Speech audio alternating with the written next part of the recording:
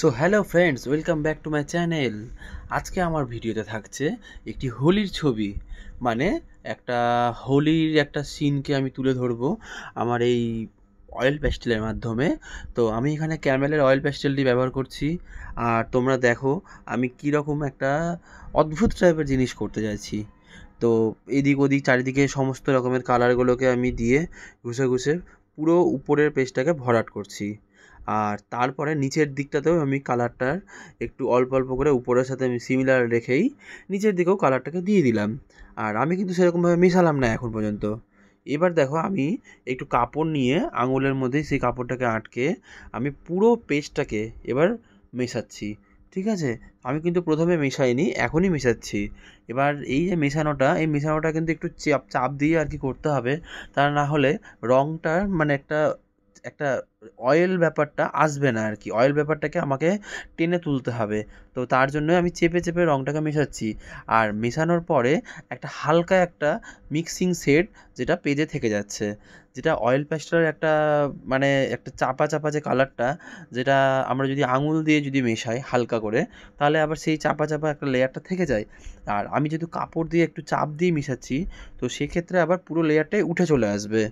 আর তখন একটা হালকা একটা শেড পুরো পেজটাতে হয়ে যায়, যা দেখতে অনেকটা প্রায় সফট প্যাস্টেলের মতন মনে হয়। যেগুলো সফট প্যাস্টেলের যেরকম কালারগুলো আসে, যে এফেক্টগুলো, সেই রকম টাইপেরই লাগে। তো আমি এখানে ওই রকম অয়েল প্যাস্টেলকে দিয়ে আমি সফট প্যাস্টেলের মতন একটা ব্যবহার তোমাদেরকে দেখালাম। আর তারপরে দেখো আমি কালো একটা বর্ডার লাইন দিয়ে আঙুল দিয়ে সুই নিচের দিকে একটু টেনে দিলাম, একটা ল্যান্ড টাইপের একটা কিছু। ঠিক আছে, এটা বোঝানোর জন্য। হ্যাঁ, এবার আমি কালো রঙ দিয়ে ডাইরেক্টলি একদম মানুষ কয়েকটা আঁকবো। দেখো তোমরা কীরকমভাবে মানুষটাকে আমি কালো রঙ দিয়ে আস্তে আস্তে করছি।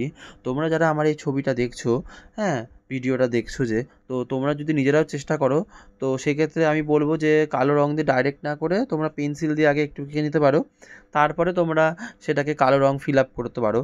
আবার এখানে কালো রঙ যদি অয়েল প্যাস্টেল যদি না ব্যবহার করো, তোমরা যদি অ্যাক্রিলিক ব্যবহার করতে পারো বা ফেব্রিক ব্যবহার করতে পারো, তাও হবে। ওয়াটার কালারের ক্ষেত্রে একটু সমস্যা হবে, রঙটা বুঝতে অসুবিধা হয় অয়েল প্যাস্টেলের ওপরে। বাট ফেব্রিক অ্যাক্রিলিক কোনো সমস্যা হবে না। হ্যাঁ, পাতলা তুলি 2 নম্বর রাউন্ড তুলি দিয়ে করে নিতে পারবে তোমরা।